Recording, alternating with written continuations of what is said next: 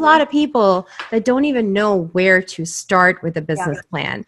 I know in the business school, you get training on how to create a business plan, but it's so formal and it's so many pages and it's so much work. Yeah. And so I feel like I want to talk to you a little bit about the business plan as well. What are some of the steps that you think are super important when you're creating a business plan? And why is a business plan important? Let's talk about that first. Yeah. So the reason the business plan is important, like you said, like in business school, it's kind of taught us like this very formula.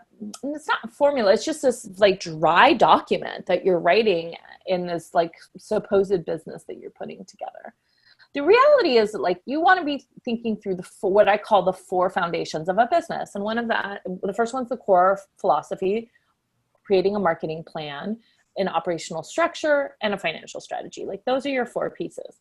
And so the reason why you want to put together a business plan, I actually recommend that you can take a stab at it in your first year of business. I think it's a helpful exercise, but you're really going to get the most value out of it looking at that business plan in your second, third year, to be quite honest, because that's when you're really going to know yourself. So yes, write down some basic skeleton in your first year of business so you can have a direction to move in. But really in your third year of business, flesh it out in a lot more detail and come back to it and rethink the whole thing in your third year. It's going to be a lot more valuable at that point. So it really forces you to think of like all aspects of your business, right? You have a product or service that you're selling, and you really want to think about how is it that you're going to sell it? How are you going to price it? How are you going to make money? How are you going to staff it? How's your business going to run so that you can fulfill orders or fulfill your services? And so it forces you to think of all aspects of your business, as opposed to like what most of us do. We're like, I got a product, I'm going to sell, I'm going to slap it on a website, and I'm going to, say a rosary and pray to God and think it's all going to work out. No, it's not how it works. So, but all of us do that in the beginning. Like, that's totally normal. But if you really kind of start to think like, okay, well, who am I selling to? Like, really, like who's my target client? Like my ideal client avatar is what people call it these days. And what is it that they want from me? And how do I position my product or my service to kind of capture their attention? And where is that? Is that on Instagram, or is it in personal relationships? And how do I price it to actually make money off of it, right? So it answers all of these questions. It doesn't need to be a big old boring document like you learn in business school. It can be something as simple as like bullet points, lists of things that you think are important for this business. If you're a creative person, like put together some Pinterest boards to represent it, or a PowerPoint deck. I've seen people put together bulletin boards to kind of, pin boards, like actual physical, like pin boards or dream sheets to kind of capture some of this stuff. Make it your own. Every time I have worked through a business plan, or even in coaching clients through it, like a lot of times we're just making like bullets, like, this is my target client, and we're identifying like, this is where they shop, this is how they dress, this is what they need, this is what their pain points are, right? And so trying to kind of get out of that formulaic process. Now, a business plan can be used where you do see it have a little bit more formal of a structure is if you are seeking investors, or if you are going to a bank for financing, you do want to have more of a structure behind it. But I'm going to say that with caution, because some banks don't even care about your business plan. They're just going to look at your personal finances and determine whether if your business sinks and they gave you $100,000 loan, whether your personal finances can cover it. That's the reality of business financing these days. And some investors are just going to look at your financials. They're not going to care anything else, right? If you have, if you're going through the process of talking like venture capitalists, they're going to want to see a slide deck, not a document. They're going to want to see a PowerPoint presentation that talks through all of the business plan elements, right? But that first process of writing it down on paper is really valuable, so you can put the deck together and basically put a compelling argument together as to like, why should I give you money to invest in your business? Oh gosh, I agree with everything. And it's kind of like the words that come out of my mouth with my clients, or even when I'm speaking about this. I think it's so true. And I always think even if you don't have a formal business plan, it's just good to get something out there, because your vision gets more clarity. Yes. And then the things that you think are amazing might not seem that amazing anymore. Completely. And of course, Completely. have something. I do think it's important to have something before or at least after you start, but soon after you I start. agree. I And agree. then just keep going back to it every year, Yeah. every two Yeah. years, revisit, reassess, and just say, hey, how is this going? Like how you were saying earlier.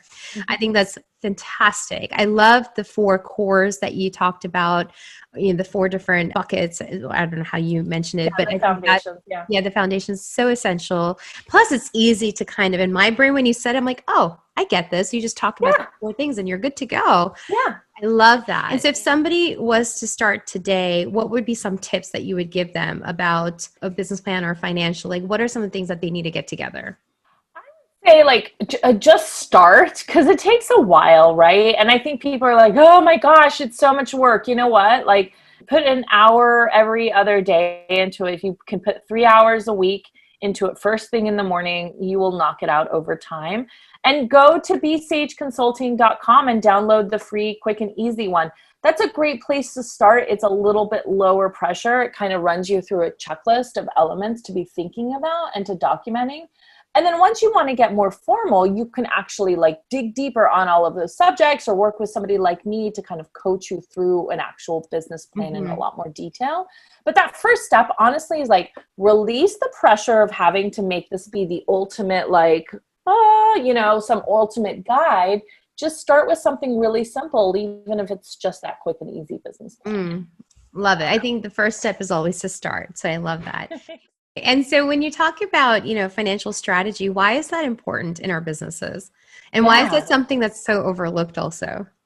So overlooked. I always tell people, I'm like, man, you spent $10,000 on your website, but like you haven't spent any money thinking about your financial strategy. Like, how are you going to make money in this business? Like, it's not just a fancy website, right? And so I really want people to kind of rethink some of their investments with the professionals that they hire, to be quite honest, because not having a financial plan in place, like that website's going to go down the drain if you're not thinking about how you're going to make money with your business. Something that I notice is that people have, I call it like math PTSD from third grade or high school algebra. And so anything math or number related, and usually that comes into dollars, like it all kind of falls together. And people are sincerely just nervous about like going through that process with somebody.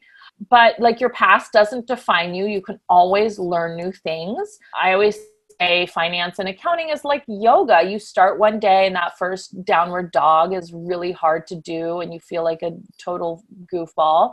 But after a few years of doing yoga, you realize like you have improved your practice, right? And it's the same thing with accounting and numbers, right? My recommendation is to start with a simple accounting course. We offer that in the fall. Typically, we have accounting courses for Okay. people. We don't have any up right now, but you can get one like at a community college. Just get like a basic accounting course just to understand. You can take a basic QuickBooks course and understand how QuickBooks works as well and how to read your reports. If you have the fundamentals on like how to read reports, then you can start to think about like how to plan for your money, which is a different piece, right? Like forecasting is different from reporting. And then if you need help, like hire somebody to help you Yeah. strategize through those things. Yeah. I think that's excellent. Earlier you had said numbers speak about your business. They tell you a lot about the business. And I think Yeah. that's so true.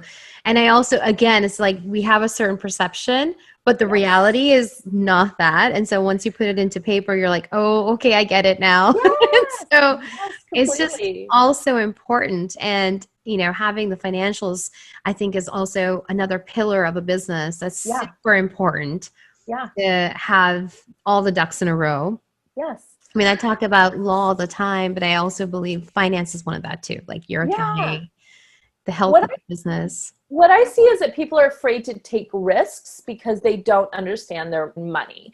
And so Mhm. people are actually, for the most part, doing okay with their finances. And it's usually like small tweaks, which take them to the next level of their business financially, except they don't know what those small little tweaks are. And Mhm. so what ends up happening is like they don't end up hiring somebody, or they don't end up, whatever that risk that they feel that they need to take, whether it's increasing your prices or hiring somebody or expanding into another city, like you're holding yourself back because you can't see the numbers. You're blind. You're completely blind. So like, how are you going to make a move? You can't even see where you're going.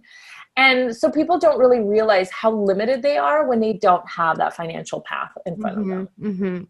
So key, so key. And so knowing the finances and then having a financial strategy in place is so key. And so this is Law Chat. Has there ever been a time when you said, gosh, I really wish I had taken care of that earlier? Or you're like, I took care of that because I'm that good. Like I've gotten that done.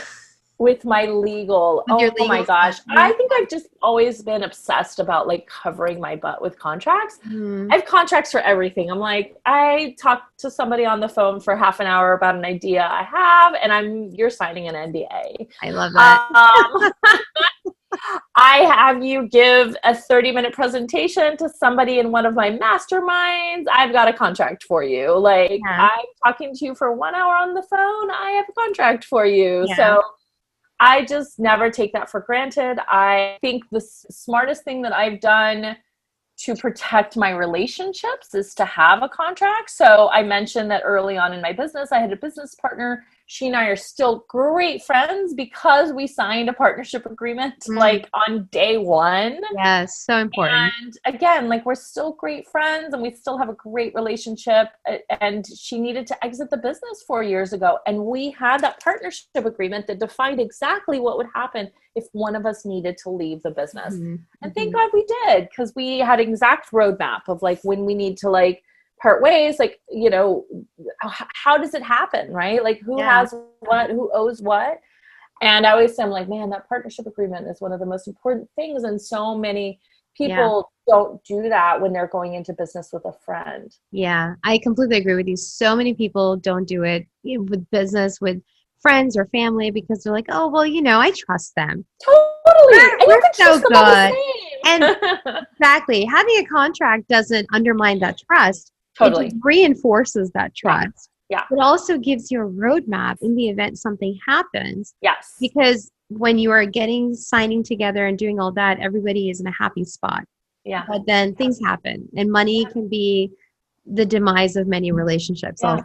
Yeah, completely. You know, I always like to ask my guests a couple things. And my first one is, what is a book of yours, whether it's fiction or whether it's business related? What is a book that you just love and you're like, oh, I'd love this book. I want to share it with everybody. Well, I'll share a business book and I'll share like a personal book or maybe a few. So a couple business books that I absolutely love, and I tell people all the time: Delivering Happiness by Tony Hsieh. He was the CEO of Zappos. I absolutely love that book. It's an amazing book on creating culture and a strong brand where people kind of know you and a core philosophy. Absolutely love that book. And then I also like more recently Atomic Habits. Read lots of books on like habit building, and they're usually like, this one's really great. It's very approachable. It makes everything like easily digestible, and it's very powerful how he writes it. Personal books, I read a lot of fiction. I used to read a lot more business, but then I found I was like not sleeping at night because I was too energized by business books. So the last several years, I'm like, I'm all about the fiction. So I love the book Americana. It ends with an H, by Chimamanda Adichie. It's absolutely beautiful. You know, it's an immigrant story within the United States and within the UK. Absolutely one of my favorite books written in the last 5 or 10 years. And the other one is Cristadora. It's about New York, and it spans the time from like the 60s all the way to modern time. But it's this huge drama of like, you know, father or mothers and sons and AIDS and, you know, identity and gay. Like it has all the issues. All of it. It's just like, I don't know. It's just like one of the best books. I tell people all the time. Oh, like, wow. Well, amazing. I'll add all those links. With that being said, how can people connect with you? How can the listeners connect with you? Yeah, so they can find me on my website, which is besage, BESAGE, consulting.com. And then on Instagram, you can find me at besage always. That's my handle for most of my social media handles. Wonderful. Well, thank you so much for being with us today. Yes, thanks for having me. Amazing story. And I mean, I learned a lot, and I cannot wait. Actually, I'm going to go check out your business plan Oh, good. maybe that you have, because I think that's going to be super helpful. But thank you so much. Thank you for having me. This has been really fun talking with you.